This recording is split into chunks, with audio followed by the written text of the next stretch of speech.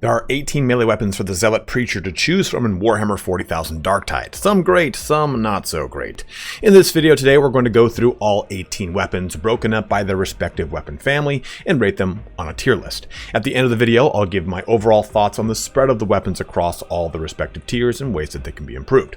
Spoiler alert, the Antax is definitely very high on this list, and that's a disclaimer I want to hit up front. We aren't grading these weapons against the Antax or how their performance stacks up against the Antax. We'll discuss why that's in a league of its own when we get to it. Rather, we're discussing how each weapon performs in its specific use case compared to other marks in the same weapon family. And another point to make, this is a video created with a heavy dose of anecdotal experience, with some peer review from people I play with. If something on this list is D tier, but you're thriving with it, then that is all that matters. Play with the weapon that you enjoy playing with, not the one that someone on the internet says you have to play with.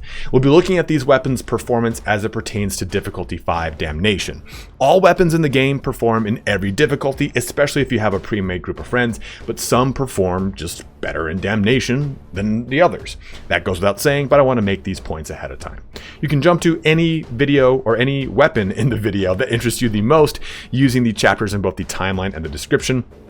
Also, don't forget to follow me on Twitch as I stream Darktide Tuesday, Thursday, and Saturday every week. We do community matches, giveaways, and I ramble about a lot of dumb stuff. Lastly, if you end up enjoying the video, please don't forget to like, comment, and or subscribe. Each one of those helps out any content creator you watch in a huge way, while also funding my mini Australian Shepherd's unending treat addiction. Let's get started here on the Zealot melee weapon tier list for Warhammer 40,000 Darktide. First up on our tier list is the Devil Claw sword, the Catachan swords. Now, we're only going to talk about the best one of the lot because I'm going to show you why it's the best one of the lot. And this one comes in at C tier with the other two at D tier. So the Mark 1 is really the one that's going to be worth taking a look at. And the big problem here with the Claw sword is that its damage towards flak armor is just absolutely abysmal at only 18 damage.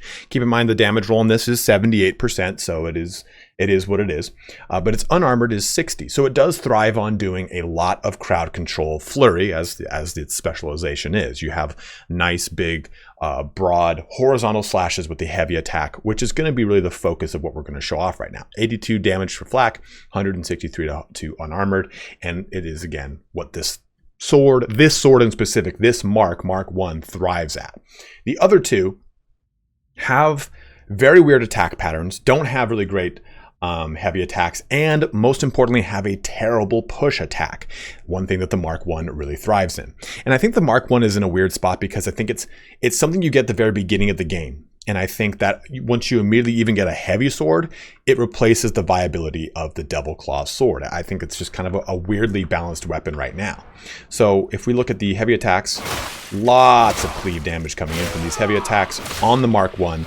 Other marks don't have this capability, and you can really get a lot of cleave damage right there. Now, again, the push attack too is really solid. Well, if I don't knock things over and they're unarmored like this, but that's why I like the Mark 1 here. A nice, good, broad, sweeping cleave attack.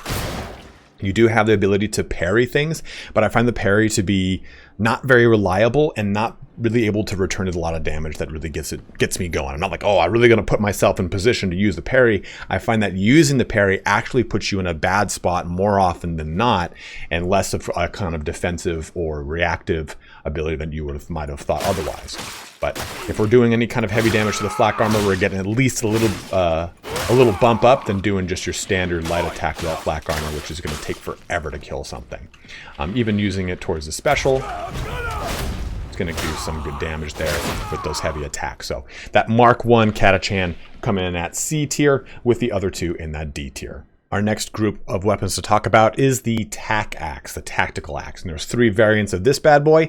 The Mark 2 Aatrox being the one that really kind of stands out here as just a very solid axe. We can take a look at the damage profile here, kind of contrary to what we talked about the Catachan, right? The flak armor and unarmored damage is not that much of a variance. We even get a good amount of damage to Carapace at 20. I mean, it's not that amazing, right? But heavy attack still 188 and 162. So we're doing quite a bit of damage to unarmored, and crit spotting on flak armor is still really strong here. So the TAC axe is a very strong weapon. Keeping a look too at the notion that this is a weapon that is not meant for as much cleave. And I will bring up cleave and horde clear as a critical talking point for weapons, because in the difficulties 1 through 3, not as crucially important. In 4 starts to become important, but in difficulty 5, in Damnation, you're just beset on all sides with such a huge amount of horde that you do need to clear it. Yes, not all weapons should be amazing at horde clear. Some should be single target things that burst things down, whatever it is, but it's just worth noting that that is what's going to really make a weapon's overall viability across Damnation more, well, viable if it has a strong amount of cleave.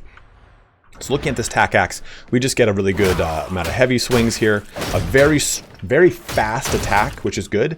And one of the strongest things of the tack axe is the mobility. Like, you can really kind of get some good distance with this thing, which is a really strong trait. Has a very good little push attack. Not a lot of cleave on it, but that's okay. It's not really the focus of this weapon. But even with the heavy attacks, we get the ability to get somewhat of a cleave. Not a ton, but enough to kind of allow us to hack things apart and move sufficiently through them. And it's for that I'm really putting this at a C tier as well. It performs very similar to the Catachan Mark I Devil Sword with, I'd say, more damage, a higher, more reliable damage against flak armor, and a very good amount of mobility that allows me to get out of tight situations quickly. And that is a very crucial thing, especially when you're playing in Damnation, is having that survivability attached to both the survivable traits such as dodge, limit, or stamina, or if you're playing with the combat blade, the toughness that you can get from it. And then the other portion of that survivability coming from the amount of damage it can do. And I feel like this is a very good little middle ground. Not the most impressive cleaving weapon, and it can do good target, single target damage here too. Well, you can also miss like I did. With your special attack, you can kind of set up some stronger combos, but I think that overall, it doesn't do an amazing amount of damage, but it'll get you through. Moving from the tactical axe over to the combat axe, we have one of the strongest performing weapon families in the game. Not a single one of these is in the D tier. The Rashad is a C tier, we have the Achilles at B tier, and of course the Antax sits fat and heavy at the S tier in the game. And that's something worth noting. No other weapon family, as far as one that multiple classes can pull from, has that level of overall just strong or passable performance in the Rashad to good in the Achilles and amazing with the Antax. And we're going to talk about the Achilles and the Antax primarily right now. The Achilles has a really nice damage profile, a lot of good damage to unarmored and flak with its just simple base light attack, and a lot of amazing damage in that heavy attack as well. The difference between the Achilles and the Antax is really that you're looking at less of a cleaving weapon and more of a single target weapon.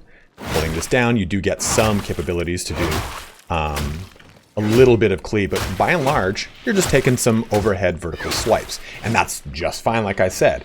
You can have a weapon that doesn't have a ton of cleave and still have it be pretty passable, because this push attack is a sweeping horizontal slash that is very solid. And since we're already getting a lot of really good damage from the light and the heavy attack of this weapon, it performs really well. It actually kind of holds up to what it's supposed to do. And then on top of it, if I go for a heavy attack, I'm doing tons of damage. Let's do that again, because I actually accidentally, I think I already had him weak. But just going through the normal heavy attack, that's still like 304. I'll take it, right? Like, it's not gonna one-shot him, that's for sure, but you can break through a mauler quick enough. And especially if you have your ult up, we're really going to be able to just kind of push through as best we can. So the Achilles actually, I think, is kind of the underdog of the combat axes. The Rashad is kind of like the Antax, just not as strong. And it's worth also talking about why the Antax is great. And I think most people are going to jump onto the statement, oh, it's because of brutal momentum. No, not necessarily. Brutal momentum, while amazing, is still not what makes the Antax what makes it so good. If we look at the stats on this thing, it has a lot, its light attacks are all horizontal slashes that just do a good amount of damage. That's 198 and 234. That's a great amount of damage too, especially flak armor. I do not believe that these perks are reflected into this amount. I believe this amount is only based off of these values up here. This happens after you actually hit them, from what I can actually understand. And the fact that this weapon also has cleave targets. So the important thing here is cleave distribution, 1.23. I can cleave target Groaners and Poxwalkers at 1.23, but at 1.25, which is I think around 75 or 76%, I can cleave through the yellow guys, the dregs. So the Antax is great without Brutal Momentum. Brutal Momentum makes it amazing. And I think that's why this is an S tier, and the weapon that everyone talks about is that without the most amazing blessings, it still performs extremely well. And it's why everyone kind of defaults to this weapon, because it just really does its job really, really well. I have the ability to have really good horde clear. I've got a good push stab. I've got good mobility on this weapon. And then when I want to, I'm going to go do a ton of damage over here to a Crusher. Like, can I one-shot it? No. But I can get a lot of damage on target quickly, and I can just move on. Or I can just simply evade it and as best I can. Even with its not super powered heavy attack and not using it on a Zealot, this is still just a really awesome weapon. And I think it's worth noting it's the only real true S tier weapon in the game. Yes, Brutal Momentum makes it incredible. Maybe S plus tier, but I think even without Brutal Momentum, as long as you don't get Limb Splitter, which makes your second and third and fourth or whatever attacks weaker, it is an amazing best in slot weapon. Next weapon family to talk about is the chain weapons, and the Heavy Eviscerator takes the cake here at a nice A tier, followed by the Chain Axe in a B tier with the Chain Sword in the C tier. Now, I personally find the Eviscerator to be my favorite weapon in the game. I enjoy the sweeping attacks of it. I enjoy the push stab follow-up heavy attack of it, which is 2 horizontal swipes. And I really love the special attack and rev. It's just an extremely enjoyable weapon, and I really like it. As far as damage profile, we got a lot to unarmored and to flak, pretty considerable amount. When we jump into the heavy swings, not that much more of a difference here. As you can see, it's pretty much the same with difference on the critical weak spot damage there. 451 on flak armor for heavy versus 512 for the flak armor on light. Now, the big thing here too, like I said, is that push attack follow-up. Most weapons have either a bad push attack or a bad push attack follow-up. This one has great both. So push, attack, followed by this. So you just get 2 nice sweeping horizontal slashes that allow for a lot of really good wave clear. And if you have Savage Sweep, like I do, it's going to further increase the amount of damage you can push through things. Low tier weapon, things like Groaners and Poxwalkers are just not going to be a single issue for you. And then when you go to hit into any of the hard targets, you can actually clear them with relative... He's got a little bit of health. With relative ease. And it's really nice to just kind of be able to saw through things. And I just love it so much. It's really a truly satisfying weapon, almost in no other way compared to other weapons for me personally. Now, I think a lot of people would put the Chain Axe into the C tier, but I actually really enjoyed this weapon. I think I've probably clutched the most with this weapon compared to the other ones. Its push attack follow-up is weird because it's a horizontal slash from the same direction, so that kind of makes things a little funky. But it does a really good amount of damage. Its heavy attack is solid. Its light attack is very solid. But the problem with the Chain Axe is actually not necessarily a damage or a mechanic problem. It's a weird kind of camera issue. So you see if I swing, like the camera just kind of sharply will twist if I hit something on the edge of the screen. It'll just kind of jolt and lock into place and get all funky with it, which when you're fighting against hordes can be kind of deadly. Let me see if I can get this to trip off. We use it against mutants. It can sometimes throw the camera down like this. Wait for him to respawn. Rev. Yeah, kind of, that's not an example of it, but it will sharply throw the camera all the way down like that. And you're like, great, I'm in the middle of a horde and I'm now facing the ground. So that's kind of the biggest problem I find with the Chain Axe, is that it takes control of your camera like no other weapon in the game. I think if that wasn't the case, I would actually enjoy putting it at A tier. I really enjoy the weapon. So I'm using I've created this video privilege to put it at a B tier rather than a C tier, because I think the Chain Sword could be an amazing weapon, but I think that there are issues with its push stab being a literal stab. Its ability to wave clear isn't that high, and its ability to do single target damage isn't that amazing either compared to just simply the Chain Axe. Sure, the Eviscerator is even better than that, but I still think that the Chain Sword doesn't even stack up as well as its Chain Axe brother. onto the heavy sword. Now the heavy sword is probably the second set of melee weapons you might unlock depending upon which class you're playing, but we're looking at the Zealot right now. And the Mark 9 heavy sword is actually pretty passable. It's not amazing. It's definitely not A tier. It's not garbage D tier like its other two brothers, but it can do a very solid amount of damage if you know how to properly set this thing up. Its sweeping attacks on its lights are very strong as far as being able to wave clear. And this is kind of what I was saying with the Catachan, right? The Catachan does pretty much exactly what the heavy sword does, only not as well. I'd rather use the heavy sword than the Catachan to do exactly what I'm doing right now. And the other portion of this is its special attack. So let's look at the actual description here of the special attack on the heavy sword Mark 9. / combo starter, setting up the enemy for a killing blow. What this enables you to do is basically pull out the damage of the heavy attack far faster than spamming heavy attacks by spamming special, then heavy, special, then heavy, special, then heavy ad nauseum. And again, just to kind of show off the damage profile here, unarmored and flak is low, but it's still higher than that Catachan that we were looking at before. And it's meant to be a flurry crowd control style weapon, even though it says cleaving strike and strike down here. So let's take a look at the heavy attack and special actions and how they can kind of be comboed together by going over here. So let's go ahead and just use special attack, followed by a heavy. See how it just kind of goes through it real quick? Now this is me just using heavy attacks. Very slow, cumbersome, hard to kind of get those swipes going. You go special, heavy, and allows you just to kind of spam this and do far more damage were you to just simply do a bunch of heavy attacks. It's what allows you to really pull out a lot of like kind of secret damage from this thing when you're trying to hit a hard target. Otherwise, just go to town spamming your left click to kind of keep things under wraps. Keep in mind though, your damage on left click isn't going to be that substantial, so you need to just kind of keep that in mind that you're going to be spamming a lot with this. Your push attack 2 is a stab, which is kind of unfortunate, but you do have so many nice damage profiles from your light attacks as well as that special heavy combo that you can do. You can actually survive pretty well in Damnation with this bad boy. And just to quickly show off the other heavy swords, the problem is that your attack profile is kind of funky.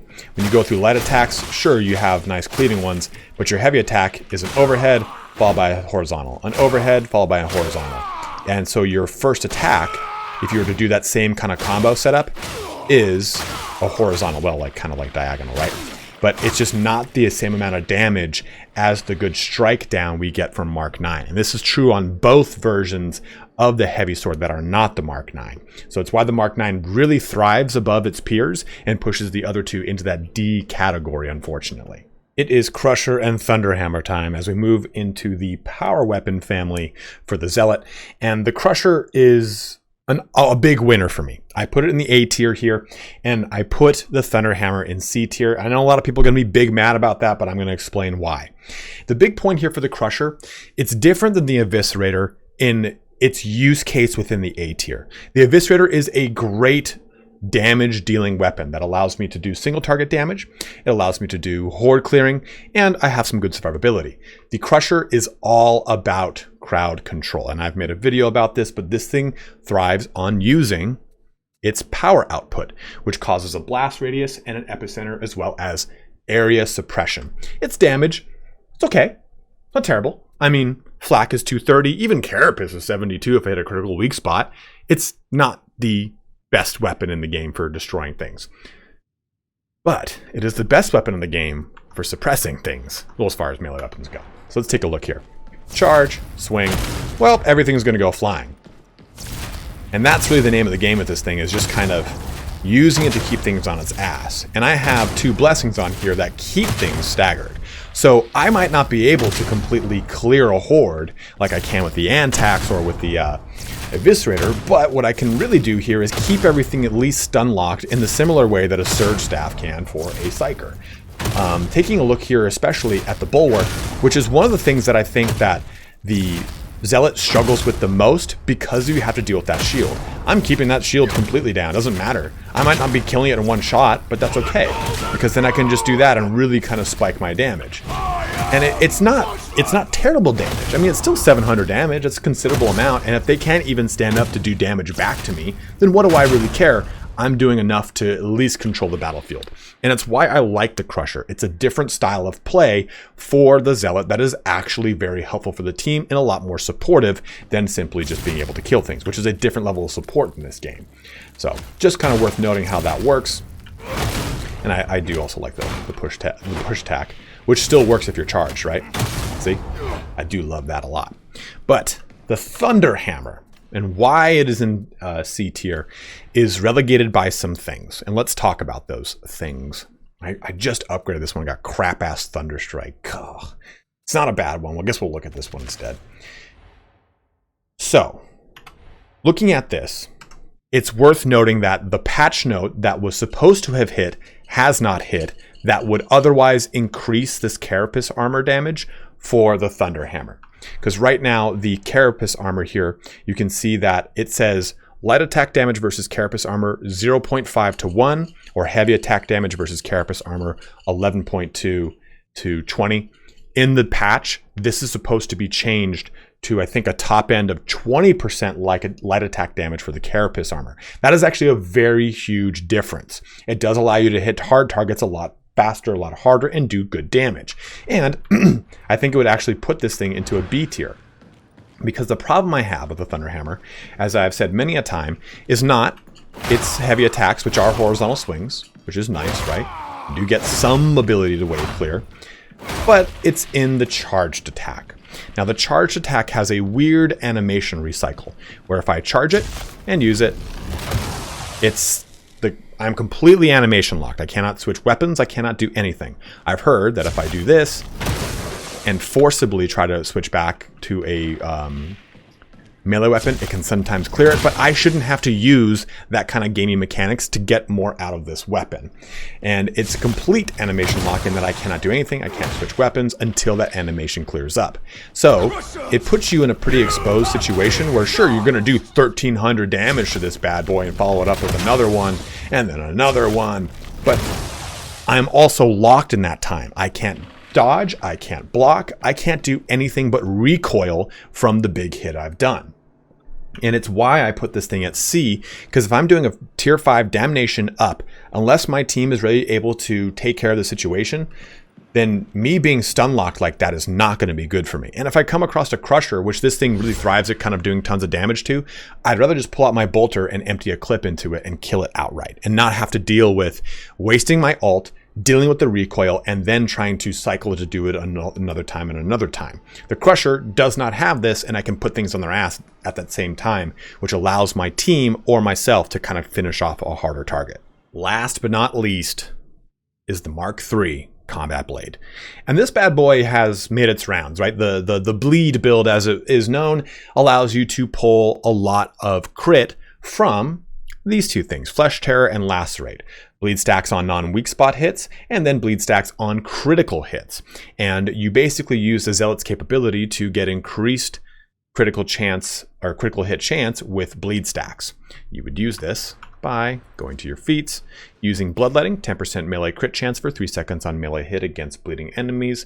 Melee crits apply bleed. And also Invocation of Death here. Melee crit hits reduce the cooldown of Chast the Wicked by 1.5. And then a lot of people either go Thyraf Be Swift or Holy Revenant, which allows you to pretty much use the bleed to kind of heal yourself back up. I don't really like this build. I'm not going to lie. I know it's kind of one of the metas right now, but the actual damage output of this thing is not considerable enough for me to want to really use it. Sure, the critical weak spot damage of Flak Armor 543 or Carapace is 242, and I'm doing a ton of damage through all these bleed stacks, and that's great. But I don't really find it to be that S tier that I think it was originally mentioned. I still think it's a solid weapon, and I've put it at B tier because of that. Can I do damage to a Crusher? Absolutely. I mean, I'm just going to go ahead. I'm spamming left click, and this is not really the way to do it, but you can see that it's still taking bleed damage once I back away.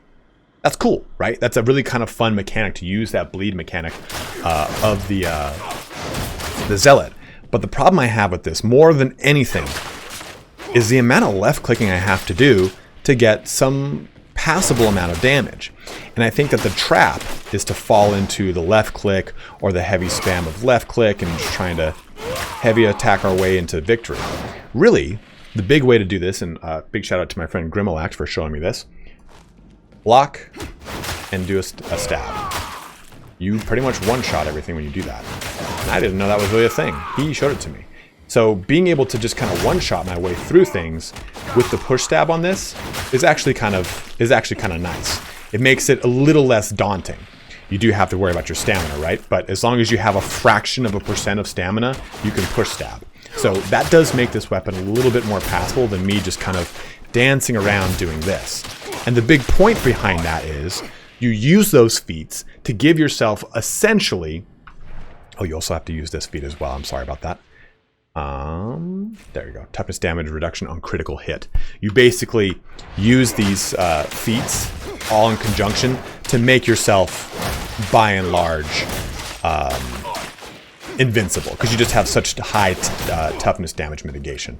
But like I've said before, having toughness damage mitigation or high survivability because of that doesn't necessarily matter in a game where the point is to kill things. If I can't actually output enough damage to keep things under control, then it doesn't matter in a horde scenario or in a scenario when I have to kill a boss. Can I do good damage? Yeah, it just takes me a lot of time to really build that up, either through stacks or getting my heavy attacks to kind of get those critical hits. So I think that the survivability of the combat blade is ace. I think bar none, it's probably got the best survivability of any weapon until we can really pick and choose our blessings and try to custom fit this out to another setup. And I think that the bleed stacks is a fun mechanic to play off of. But I think that the biggest thing with the combat blade that holds it back is the lack of real good burst damage. The horde clear is fine. Like I said, this is not a horde clearing weapon, so I don't care if it can horde clear or not because it's not meant to do so. I just think the fact that it's a combat blade that's supposed to have a high burst damage and it doesn't feel like it's any burstier than an antax of any a combat axe of any variation. It doesn't feel any burstier than, say, an eviscerator or even a thunderhammer. In fact, I think the thunderhammer is a little bit burstier, right? So it's kind of mentality of being that kind of blade bursty weapon, and of course it's kind of got a weird sideways definition there, doesn't really hit home with me enough, and that's why I've put it at B and not an A tier. Definitely don't think it is an S tier. So here's everything listed out, right? Antax holding that S tier down, hot and heavy. It just performs so well without being 100% blessing dependent like you really get with a lot of the other weapons. I think that, can an eviscerator or a crusher be S tier with the right weapon? With the right blessing and perk setup? Yes, but is that dependable? Absolutely not. But I still think the Antax with the best perk setup and the Eviscerator with the best perk and blessing setup, the Antax still outperforms it. And I think that is why it's always going to be a cut above the rest. I think the biggest problem I have with this tier list is that it is a stepped tier list like this, not a bell curve. I would want to see S, A, C, and D to be smaller than B. I would want B to be the largest tier, where everything's just pretty damn good, but not amazing and not terrible. As it stands, there is one weapon of each family, for the most part, that stands out amongst its peers. That Mark 1 Catachan, that Mark 9 Heavy Sword, the Mark 2 Tac Axe. And it's like I said too, with the Combat Axe, it's the only one of those weapon tiers really that has everything all in one outside of D tier. I put the chain weapons grouped together because they're chain weapons, but they don't have similar attack patterns in the way that the combat sword or the heavy sword or the tac and combat axes do. And the same thing here with the power weapons. I put them in their own weapon family to talk about them together as a juxtaposition, not that they actually derive from similar attack patterns and similar stat rolls. That's a big thing too, right? The modifiers are different on chain and power weapons as compared to the other weapon families. So I think the big takeaway here is not that the Antax should be nerfed. It's not that the chain axe needs to be buffed.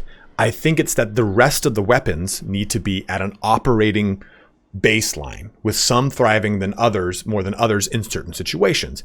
If the heavy sword is so good at strike downs and less so good in flurry, I think I'd be okay with that. But the fact of the matter is, when you're comparing its horde clear capability. It's strike down single target capability. It's push stab followed by a push stab follow through. When you look at the individual weapon families, there's always one that rises above, far above almost, than some of its peers. Heavy sword being probably the best example of one being B, where the rest are at D. And so I think that fixing the weapons is not about nerfing any, it's about raising the bar for the rest of them, so that the bar isn't basically D tier and you just have to have a good amount of combos to push yourself into C tier. I think that's the biggest takeaway I have from looking at all of these weapons, is that it can be too common for games to nerf and buff, and rather than just simply buff and make things in a kind of serviceable, put things at a serviceable level. So go ahead and let me know what you think in the comment section below. Are you getting a ton of use out of the Rashad combat axe in a way that I'm just not? Or are you really crushing it with the chainsword because you got this blessing combination? Let it be known what weapons, what combinations, what perks, what blessings, whatever it is, what's working for you. If you have anything in D tier that's actually better, like an A or a B, or you know what, you don't really like Antax very much, let it be known. Share your opinions on things, and just make sure that if you do, no one attack each other. This is all, of course, very objective, especially until the point that we can actually get access to any kind of crafting that would allow us to truly test this stuff in a proper fashion. I said objective, I meant subjective. Not the first time I've gotten those two confused. But as always, guys, thank you so much for watching here today. Go ahead and let me know what you'd like to see as another tier list video. Do you want me to do the ranged weapons for the Zealot next? Do you want to see the melee weapons of another class? Again, let me know in the comment section below. I'm really just kind of cracking into the tier weapons, and tier list. I wasn't sure if I should really do this prior to any kind of community update or patch, but knowing that the next community update is news on hot fixes and minor patch stuff, I felt like maybe it's kind of a time to get this dialogue going. But as always, thank you so much for watching here today. Have a good one and take care.